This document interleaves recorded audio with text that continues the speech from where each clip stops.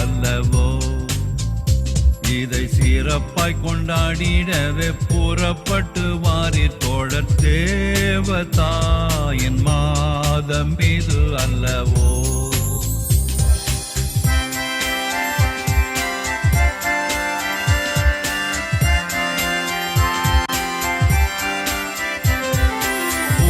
உள்ள மானிடர்க்கு தேவதூதன் தந்த அன்னை, புண்ணிய வரங்கள் எல்லாம் கொண்ட அன்னையே. பூவில் உள்ள மானிடர்க்கு தேவதூதன் தந்த அன்னை, புண்ணிய வரங்கள் எல்லாம் கொண்ட அன்னையே.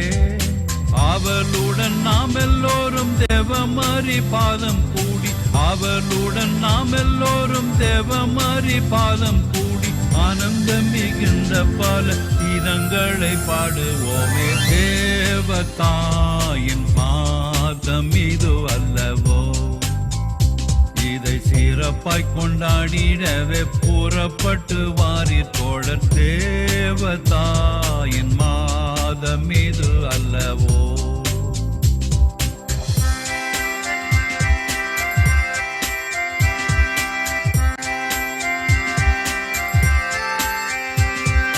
தோட்டங்களில் உள்ள பல வாட்டம் இல்லா புஷ்பங்களை தோடு தோடாய் சேர்த்து நல்ல மாலை கட்டுவோம்.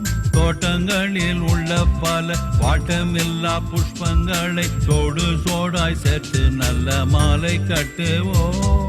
கூட்டமாய் எல்லோரும் சேர்ந்து வீட்டில் உள்ள பேரை சேர்த்து, கூட்டமாய் எல்லோரும் சேர்ந்து வீட்டில் உள்ள பேரை சேர்த்து, கோயிலுக்கு சாயரட்சி அவளுடன் போவோம் வாரீர், தேவதாயின் மாதம் இது அல்லவோ. இதை சிறப்பாய் கொண்டாடிடவே புறப்பட்டு வாரீர் தோழர், தேவதாயின் மாதம் இது அல்லவோ.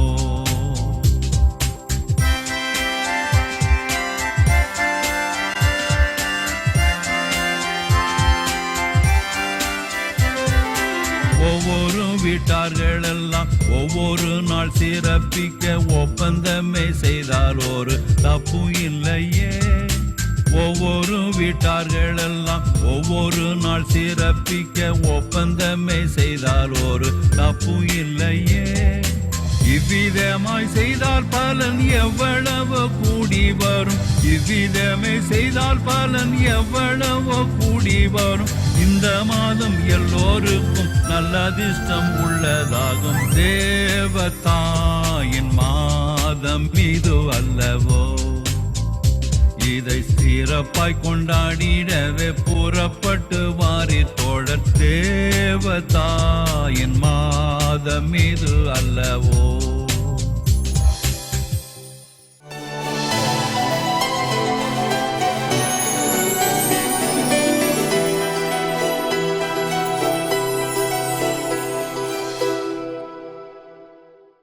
மாதா தொலைக்காட்சி அன்பு நேயர்களே, அனைவருக்கும் வணக்கம். அன்னை மரியாவை இறைவாக்கினரின் அரசி என்று சொல்லி நாம் மகிழ்கிறோம். பழைய ஏற்பாட்டில் அதிகமாக மதிக்கப்பட்டவர்கள் இறைவாக்கினர்கள். இந்த வார்த்தையே அவர்கள் யார் என்பதனை சொல்கிறது. இறை வாக்கை, இறைவன் சொல்வதை மக்களுக்கு அறிவித்தவர்கள் தான் இறைவாக்கினர்கள். பழைய ஏற்பாட்டிலே பெரிய இறைவாக்கினர்கள், சிறிய இறைவாக்கினர்கள் என்று இரு பிரிவாக இறைவாக்கினர்கள் அழைக்கப்படுகிறார்கள். பெரிய இறைவாக்கினர்கள் எசாயா, எரேமியா, எசேக்கியேல் போன்றவர்கள். சிறிய இறைவாக்கினர்கள் என்று சொல்கிற பொழுது பாரூக், ஓசே போன்றவர்கள். அதாவது பெரிய நூல்களை எழுதியவர்கள் பெரிய இறைவாக்கினர்கள் என்றும், சிறிய நூல்களை எழுதியவர்கள் சிறிய இறைவாக்கினர்கள் என்றும் அழைக்கப்படுகிறார்கள். இந்த இறைவாக்கினர்களின் அரசி என்று அன்னை மரியா அழைக்கப்படுகிறார். இங்கே ஒரு ஒப்புமை, அவருடைய அழைப்புக்கும் இறைவாக்கினருடைய அழைப்புக்கும் ஒரு ஒப்புமை இருக்கிறது. என்ன என்று சொன்னால், இறைவாக்கினர்களுடைய அழைப்பு 4 நிலைகளிலே காணப்படுகிறது. ஒன்று, இறைவாக்கினர் இறைவாக்கினராக இருப்பதற்காக அழைக்கப்படுவார். 2, அழைக்கப்பட்டவர் தயக்கம் காட்டுவார். 3, கடவுள் அந்த தயக்கத்தை நீக்குவார். 4, அழைக்கப்பட்டவர் அந்த இறைவாக்கு அழைப்பை ஏற்றுக்கொள்வார். 1-2 உதாரணங்கள். எரேமியாவை கடவுள் அழைக்கிறார். உடனே அவர் உதர்றார். நான் இறைவாக்கினரும் அல்ல, இறைவாக்கினரின் குடும்பத்தை சார்ந்தவனும் அல்ல, என்னை விட்டுடுங்க, நான் இளைஞன், நான் போய் திருமணம் பண்ணி வாழ்க்கையை நடத்தணும் என்று சொல்லுகிறார். ஆனால் என்ன சொல்கிறார் கடவுள்?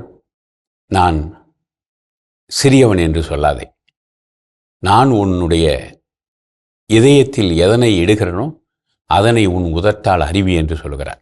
அதே போல எசையா பதறுகிறார்.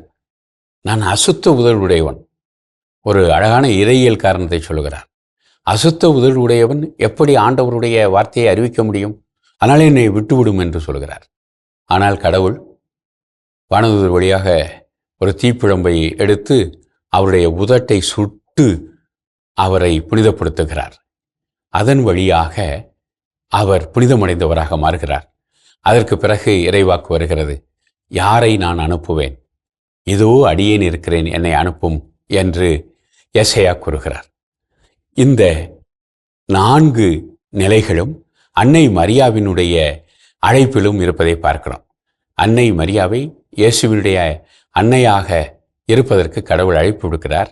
கபிரியேல் தூதர் அதனை செய்கிறார். அப்பொழுது முதலில் அழைப்பு வருகிறது, அருள் நிறைந்த மரியே வாழ்க, ஆண்டவர் உடனே. ஐயையோ இது எங்கனம் ஆகும் என்று அன்னை மரியா தயக்கம் காட்டுகிறார். அதற்கு வானதூதர் பதில் சொல்லுகிறார், தூய ஆவியார் உம்மீது வருவார், நீர் ஒரு ஆண்மகனை பெற்றெடுப்பீர், அவர் உன்னதராக இருப்பார், பெரியவராக இருப்பார், எக்ஸெட்ரா என்று சொல்லுகிறார். அதற்கு பிறகு அன்னை மரியா அந்த அழைப்பை ஏற்றுக்கொள்கிறார், இதோ ஆண்டவருடைய அடிமை என்று. எனவே இறைவாக்கினர்களுக்கும் அன்னை மரியாவுக்கும் ஒரு அழகான ஒற்றுமை இருப்பதை நாம் பார்க்கிறோம். அது மட்டுமல்ல, இறைவாக்கினர்களுடைய வாழ்வும் அன்னை மரியாவினுடைய வாழ்வும் இணைந்து போவதை நாம் பார்க்கிறோம். இறைவாக்கினர்கள் இறைவனுடைய வாக்கை ஏற்றார்கள், அதன்படி நின்றார்கள், அதற்கு ஒரு சாட்சியாக வாழ்ந்தார்கள். அன்னை மரியாவும் அப்படிதான். இறைவனுடைய வார்த்தையை ஏற்றார், அதன்படி நடந்தார், அதற்கு ஒரு சாட்சியாக இருந்தார்.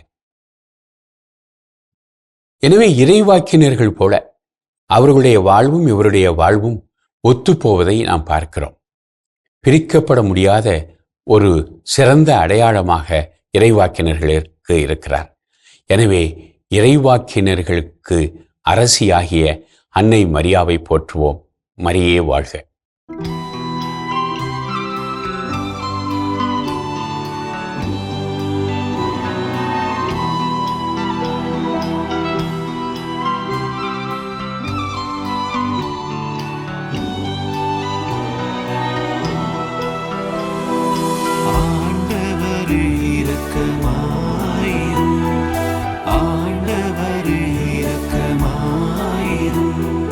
கிறிஸ்துவே இரக்கமாயிரும்.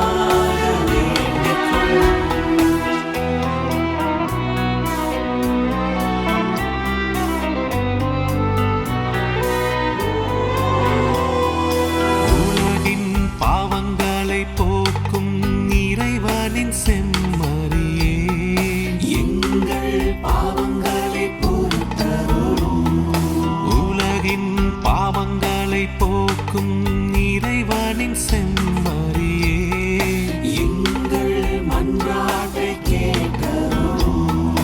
உலகின் பாவங்களை போக்கும் இறைவனின் செம்மறியே, எங்கள் மேல் இரக்கமாயிரும்.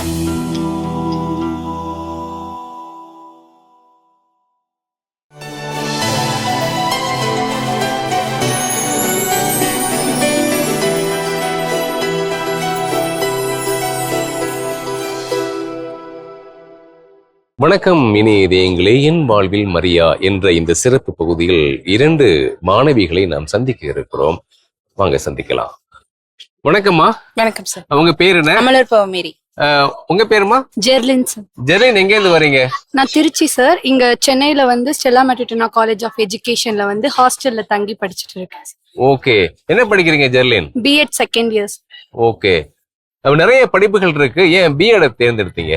ஆசிரியர் பணியே அறப்பணி, அதற்கே உன்னை அர்ப்பணி அப்படின்னு அம்மா அவங்க டீச்சர்ஸ் அவங்க அதை சொல்லிக்கிட்டே இருந்து அது எனக்கு அப்படியே சின்ன வயசுல இருந்தே டீச்சர் ஆகணும்னு பிஎட் படிக்க வந்திருக்கேன். நீங்க சொல்லுங்கம்மா, உங்களுடைய நோக்கம் என்ன? ஏன் ஆசிரியர் பயிற்சி பெறுறீங்க? எல்லாருக்குமே வந்து படிப்புன்றது உடனே கிடைச்சிடாது. எனக்கும் இது கஷ்டப்பட்டு தான் அம்மா படிக்க வச்சாங்க. சோ அது எல்லாருக்குமே போய் சேரணும், அது சர்வீஸா செய்யணும் அப்படின்றதுக்காக தான் நான் இதை தேர்ந்தெடுத்தேன் சார். மரியன்னையை பிடிக்காதவங்க யாரும் இருக்க முடியாது, உங்களுக்கும் பிடிக்கும் இல்லையா? ஏன் பிடிக்கும்? ஏன்னா அவங்கள்ட்ட எது வேண்டி கேட்டாலும் அது கிடைச்சிடும் சார். நம்ம நம்பிக்கையோட உறுதியா வேணும்னா அது கண்டிப்பா கிடைச்சிடும். அந்த நம்பிக்கை அவங்க கிட்ட எது கேட்டாலும் கிடைக்கும்ன்ற ஒரு நம்பிக்கை. எப்படி நம்ம அம்மா கிட்ட கேட்டா அது கிடைக்குமோ அதே மாதிரி அவங்கள்ட்ட கேட்டா உடனே கிடைச்சிடும் சார். அவங்க கிட்ட கேட்டா எல்லாம் கிடைக்கும்னு சொன்னீங்க, நீங்க ஏதாவது வேண்டி இருக்கீங்களா? கிடைச்சிருக்குதா? சொல்லுங்களேன். என்னோட அண்ணா எனக்கு ரொம்ப பிடிக்கும். அவங்களுக்கு டிபி வந்து ரொம்ப முத்தி போயிட்டு அவங்களை காப்பாற்ற முடியாத ஒரு சிச்சுவேஷன் வந்துடுச்சு. அப்போ எல்லாரும் ஃபேமிலியா போய் மாதா கிட்ட வேண்டினோம். பெசனகர் நடந்து போய் வேண்டி ரொம்ப எல்லாரும் ரொம்ப நம்பிக்கையோட வேணும். அப்போ எங்களுக்கு ஒரு உதவி ஒருத்தவங்க மூலியமா கிடைச்சது. இன்னைக்கு அவங்களுக்கு கல்யாணம் ஆகி 2 குழந்தைங்களுக்கு அப்பாவா இருக்காங்க. அது ரொம்ப பெரிய அதிசயம் எங்க வீட்டுல. ஓகே, மரியன்னை கிட்ட இருந்து நீங்க கத்துக்கிட்டது எதா இருக்கா? அவங்களோட பக்தி சார், அவங்களுடைய தாழ்ச்சியும் பணிவும் எனக்கு ரொம்ப பிடிக்கும். ஏன்னா அவங்க இயேசுவை கருத்தாங்கினதுல இருந்து அவர் இறந்து அவரை மடியில தாங்கி அவங்க யாரா இருந்தாலுமே அந்த இடத்துல வந்து ஏன் கடவுள் எனக்கு இந்த ஒரு சோதனை கொடுத்துட்டாருன்னு சொல்லுவாங்க. ஆனா அவங்க அப்படி சொல்லாம அதை ஏத்துக்கிட்டாங்க. அந்த மனப்பக்குவம் அவங்ககிட்ட இருந்து எனக்கு ரொம்ப பிடிச்சிருந்தது. தாங்கி கொள்ற அந்த மனப்பக்குவம். ஓகே, ஜெபமாலை நீங்க செய்றீங்களா? தனிப்பட்ட முறையில் செய்வீங்களா? ஜெபமாலை செய்யும். ஓகே ஓகே, ஜெர்லின் பேசலாம். ஜெர்லின், நீங்க சொல்லுங்க. ஜெர்லின், மரியன்னை கிட்ட பிடித்த விடயம் அப்படின்னா நீங்க என்ன சொல்லுவீங்க? அவங்களோட தாழ்ச்சி. தாழ்ச்சி. ஓகே, நீங்க தாழ்ச்சியா இருக்கீங்களா? அவங்களோட பிள்ளையா நான் இருக்கேன் அப்படின்றத நான் நம்புறேன். அதனால அவங்கள மாதிரியே நானும் தாழ்ச்சியா இருக்கணும் அப்படின்னு நினைக்கிறேன். அப்படியே முயற்சி பண்றீங்க. சரி, வாழ்த்துக்கள். நீங்க சொல்லுங்க, மரியன்னை கிட்ட வேண்டுதல் செஞ்சு ஏதாவது நீங்க வரங்கள் பெற்றிருக்கீங்களா? என்ன நம்பிக்கையோட வேணாலும் அது நடந்துட்டு இருக்கும். பர்டிகுலரா சொல்லணும் அப்படின்னா, நான் சின்ன வயசுல அம்மா வந்து வேளாங்கண்ணிக்கு வந்து நான் சின்ன வயசுல இருக்கும் போதுல இருந்தே அவங்க நடந்துட்டு இருப்பாங்க. சோ எங்க ஏரியால வந்து ஒரு அண்ணா வந்து ஆக்சிடென்ட் ஆகி ரொம்ப பொழைக்கவே மாட்டாங்க அப்படின்னு சொல்லி ரொம்ப இது பண்ணி அம்மா சொன்னாங்க, சின்ன பசங்க வேண்டும் போது அம்மா சீக்கிரமா அது நிறைவேற்றுவாங்க அப்படின்னு சொல்லி வேண்டிக்க சொன்னாங்க. நான் வேண்டி அவங்க திருப்பி நல்லா ஆயிட்டாங்க. திரும்பி ட்ரீட்மெண்ட் போகும்போது பொழைச்சிட்டாங்க. சோ அதனால அவங்க வந்து வேற ரிலீஜியன் தான். சோ அவங்க வந்து வேளாங்கண்ணிக்கு வந்து பஸ்ல வந்தாங்க. நான் வந்து நடந்து போய் நன்றி செலுத்தி அவங்க தீர்த்தம் அதெல்லாம் எடுத்துட்டு அவங்க அதுக்கப்புறம் மாதா மேல அவங்களுக்கு ஒரு நம்பிக்கை வந்துருச்சு அவங்க ஃபேமிலிக்கு. ஓ, அடுத்தவங்களுக்காக நீங்க பரிந்து பேசிருக்கீங்க. அம்மா எப்பவுமே சொல்லுவாங்க, நமக்காக நம்ம வேண்டதை விட மற்றவர்களுக்காக வேண்டும் போது அது வந்து எளிதில் கிடைக்கும். நமக்காக மத்தவங்க வேண்டும் போது அது கிடைக்கும் அப்படின்னு சொல்லி. சரியா சொன்னீங்க. ஓகே, ஜெபம் அப்படின்னா நீ என்ன நினைக்கிறீங்க? வீட்டுல வந்து எப்பொழுதுமே குடும்ப ஜெபம் மாலை நைட்டு தூங்குறப்ப அது வழக்கமா நடந்துட்டே இருக்கும். சோ அது வந்து ஜெபம் அப்படிங்கும் போது பக்தியா நம்ம ப்ரே பண்ணும்போது, நம்பிக்கையோட ப்ரே பண்ணும்போது அது கண்டிப்பா கிடைக்கும். மரியன்னை கிட்ட இருந்து நீங்க ஃபாலோ பண்ற விடயம் தான் இருக்கா? இயேசுநாதரை வந்து அவர் வந்து அவ்வளவு கஷ்டத்துல தன்னோட பிள்ளைய வந்து எந்த ஒரு அம்மாவாலையும் கஷ்டத்துல வந்து பார்த்து பொறுமையா இருக்க முடியாதுன்னா அவங்க அவ்வளவு பொறுமையா இருந்து கடைசி நேரத்துல வரைக்கும் ஏசுநாதரை வந்து தாங்கினாங்க. அதே மாதிரி நானும் ஒரு பொறுமையா எந்த விஷயமா இருந்தாலும் எடுத்தோம் கழுத்தோம் அப்படின்னு சொல்லிட்டு இல்லாம பொறுமையா ஹேண்டில் பண்ணணும் அப்படிங்கறத நான் கத்துக்கிறேன். சரிங்கம்மா, உங்க 2 பேரையும் சந்திச்சதுல எங்களுக்கு ரொம்ப மகிழ்ச்சி. உங்களுடைய ஆசிரியர் பணி சிறக்க, உங்களுடைய எதிர்கால வாழ்க்கை சிறக்க மாதா தொலைக்காட்சி சார்பா உங்களுக்கு வாழ்த்துக்கள். ஜெபங்கள். நன்றி. இனி இதயங்களே, என் வாழ்வில் மரியா என்ற இந்த சிறப்பு பகுதியில் 2 மாணவிகளை நாம் சந்தித்தோம். அவர்களது அனுபவங்கள் நமக்கு மிகப்பெரிய ஒரு வாழ்க்கையின் உந்துதலாகவே அமைந்திருக்கும் என்று நான் நம்புகின்றேன். மீண்டும் நாளை மற்றும் 2 மாணவிகளை சந்திக்க இருக்கின்றோம். அதுவரை நன்றி, வணக்கம். மரியே வாழ்க.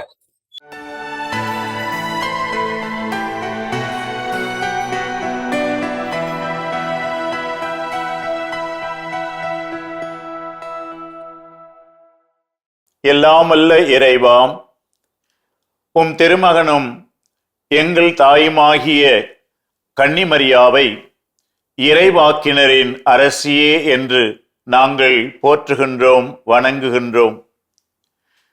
யூத மக்களுடைய வாழ்விலே இறைவாக்கினர்கள் பெரும் பங்கு வகித்தார்கள் என்று நாங்கள் அனைவரும் அறிந்திருக்கின்றோம். அந்த இறைவாக்கினர்கள் வழியாகவே நீர் மக்களை வழி நடத்தியதோடு வரப்போகின்ற மீட்பரின் வாழ்வும் பணியும் அவரது பணியினுடைய விளைவுகளும் எப்படி இருக்கும் என்று முன்னறிவித்தீர். அதே போல ஏசையா இறைவாக்கினரின் வழியாக இதோ கன்னி கருதாங்கி ஒரு மகனை பெற்றெடுப்பார் என்று சொல்லி இயேசுவை பற்றி முன்னறிவித்ததோடு அல்லாமல் அந்த இயேசுவின் பிறப்புக்கு துணையாயிருக்கின்ற அன்னை மரியாவை பற்றியும் முன்னறிவித்திருக்கின்றீர். ஆண்டவரே, அன்னை மரியா இறைவாக்கினர்களின் வழி நிற்பவராக இருந்து அவரும் ஒரு இறைவாக்கினர் ஆகின்றார். இதோ உலகினர் அனைவரும் என்னை பேருடையாள் என போற்றுமே என்று சொல்லி அவரும் பிற்காலத்தில் நடக்கப் போவதை முன்னறிவித்ததோடு அல்லாமல் அதற்கு ஏற்றபடி வாழ்ந்தவராகவும் அன்னை மரியாவை நாங்கள் பார்க்கின்றோம். ஆண்டவரே, அன்னை மரியாவை போல இறைவாக்கினரின் செய்திகளை ஏற்றுக்கொள்ளுகின்றவர்களாக நாங்களும் எங்கள் வாழ்வில் இறைவாக்கினர்களாக வாழ்ந்து காட்டவும் இந்த அன்னையின் வேண்டுதலால் எங்களுக்கு துணை புரிவீராக. எல்லாமல்ல இறைவன், தந்தை, மகன், தூய ஆவியார் உங்கள் அனைவருக்கும் ஆசி வழங்குவாராக.